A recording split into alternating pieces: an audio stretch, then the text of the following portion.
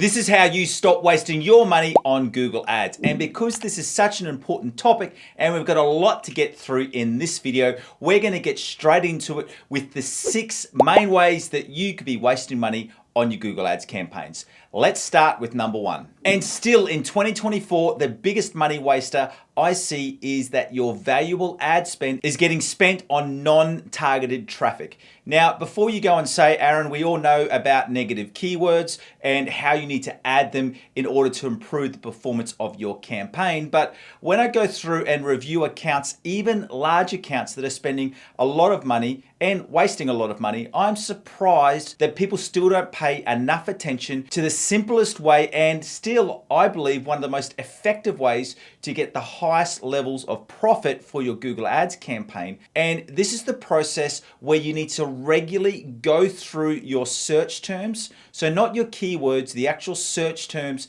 that are triggering your ads, and reviewing to make sure that they are targeted to your product. And if they're not targeted, that's where you need to go through and add in some negative keywords. Now, if you're wondering how to do this, it's a very, very simple task. You need to go into Insights and Reports. And then when you're in Insights and Reports, you'll see a section called Search Terms.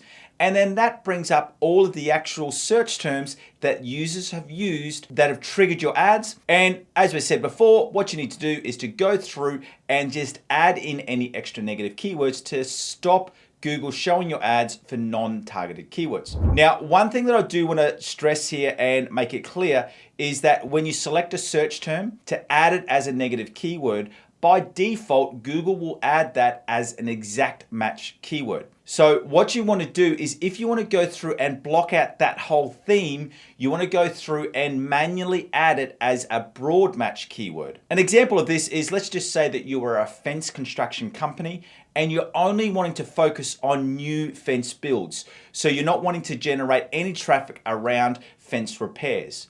Rather than just adding the single word repair as a negative keyword, you would also go through and add the broad match negative keyword of fencing repair service.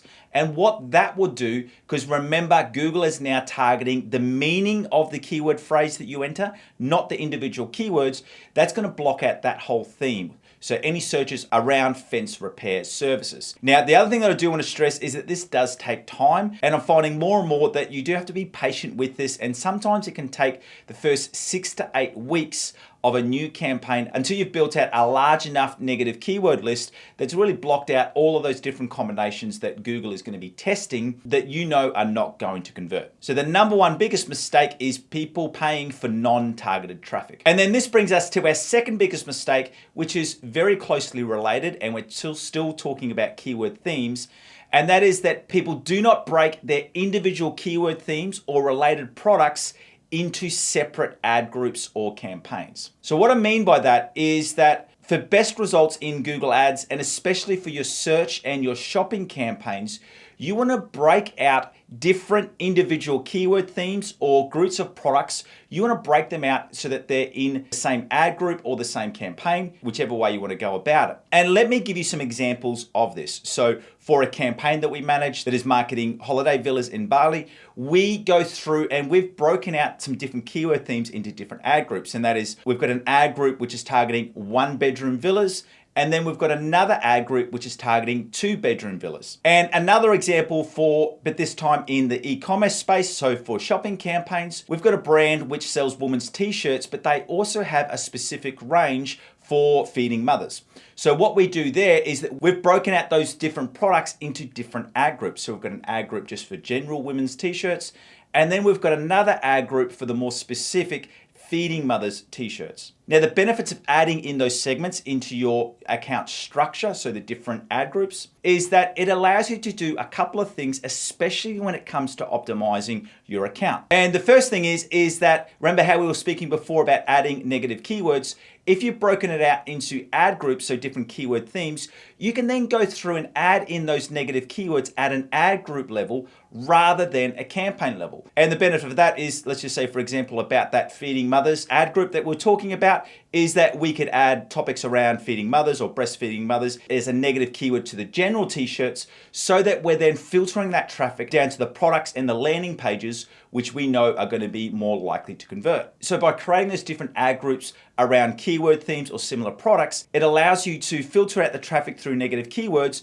so that you can have a much better user experience, so that they're ending up on the most relevant landing or product page to their initial search. Now, the second benefit of generating these different ad groups is that you can then very quickly turn off any ad groups which are just spending money with no results. Or if you did want to do some different tests to see if you can get that keyword theme or those group of products performing, you can then even break them out into different campaign where you can have a better control over the budget, so that the keyword themes and products that are performing well can still keep spending in that high performing campaign. And then thirdly, what you can also do is you can tailor your bidding strategies, so your maximize conversions or your maximize conversion value. When they're used in a search or shopping campaign, you can actually set different target goals based around the ad group performance. Now, there are some more benefits, but that just gives you some very clear benefits of breaking your ad groups out into individual keyword themes or groups of products. And that brings us to the third biggest money wasting mistake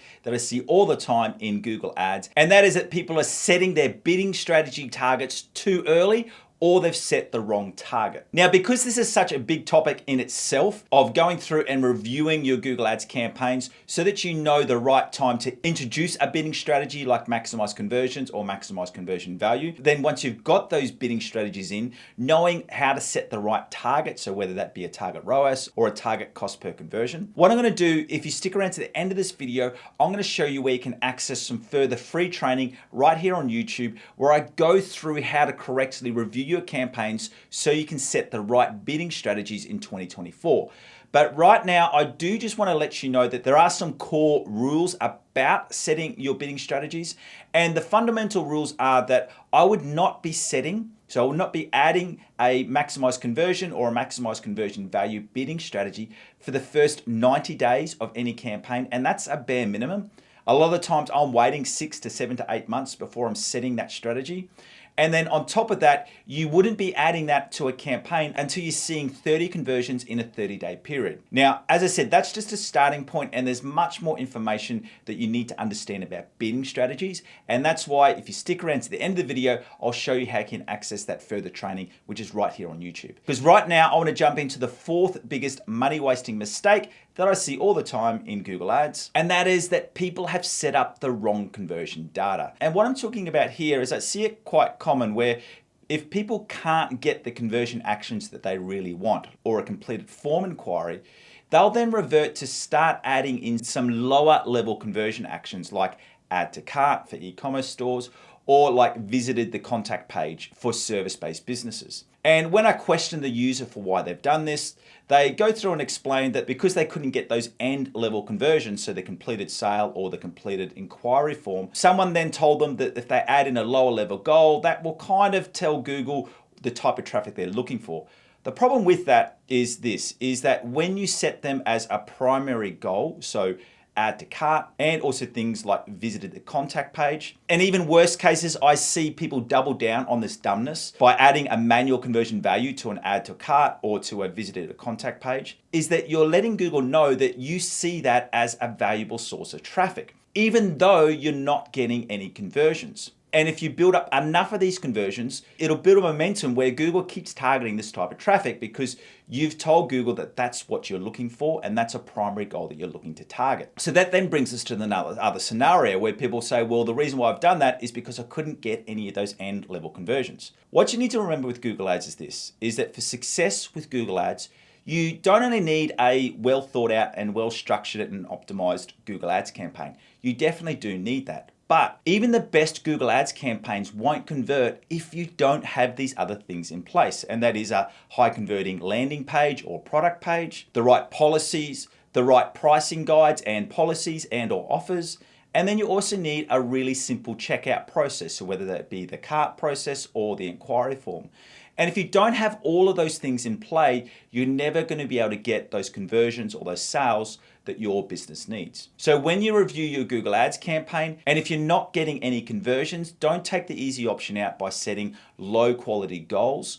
Go through and review those other parts like your landing pages, your pricing and your policies, and also your checkout and your conversion forms, and really work on improving those. And that's how you get to see the better results with your Google Ads campaigns. And now we're at number 5 on the biggest money wasters. And this is one that I've seen especially come through in the last 12 to 18 months. And what the money waster here is that people use campaigns like Performance Max or Demand Gen too early. Now, what you need to understand with these new data-driven campaigns is that yes, they can be very effective for your business, and I do use them, but I don't use them as a starting point. And the reason for that is because these campaigns are different in the fact that Google designed them to not only target people by the keywords that you select, so for the search terms, the keywords that you enter in, or for the shopping campaigns, the search terms that are relevant to your product titles and your product descriptions. Google actually goes out and uses audience targeting,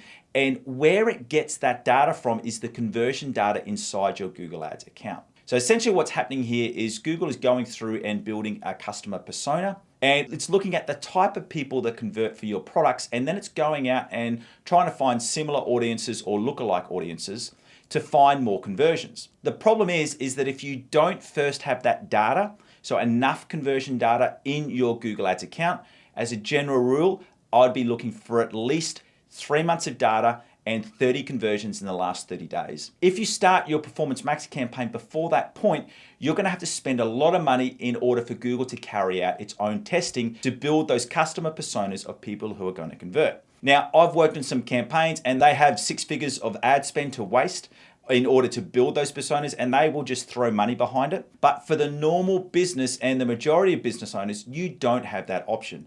So that's why a big mistake is starting with Performance Max or Demand Gen campaigns too early. And that then brings us to our 6th and final biggest mistake that I see in Google Ads, and that is that people are not using an optimization schedule when they're optimizing their Google Ads account. Now, I don't care how long you've been using Google Ads for. I've been doing Google Ads since 2010, and I still operate under an optimization schedule. And the reason for that is because it very clearly lists out not only all of the different optimization actions that I need to complete, but it also lets me know when I've completed that option, because I'm adding in notes as I complete each task. Because when it comes to optimizing your account, you're not doing the same things every single day or every single week. In fact, there's some optimization tasks that you're only doing once every 60 or 90 days. So in order to make sure that you're optimizing your Google Ads account in the right way, make sure you use an optimization schedule. And to help you, what I want to do is I want to give you access right now to my Google Ads optimization checklists. And I've got these both for service-based businesses and also e-commerce businesses. And if you would like to get access to that checklist right now, all you need to do is to follow that link in the description below. Once again, thank you for joining me. My name is Aaron Young from Define Digital Academy, and I'm your 15,000 hour Google Ads Master. And if you want to stay up to date in 2024 and know when I release a new training video on Google Ads, because it is changing all of the time, make sure that you've not only subscribed, but you've also turned on that notification bell so you know every time I release a new video for free right here on YouTube. And finally, as promised, if you would like to learn more about how to correctly review your campaigns and set the bidding strategies correctly in 2024, I want you to go through it and watch this video right here. Thank you again. See you next time.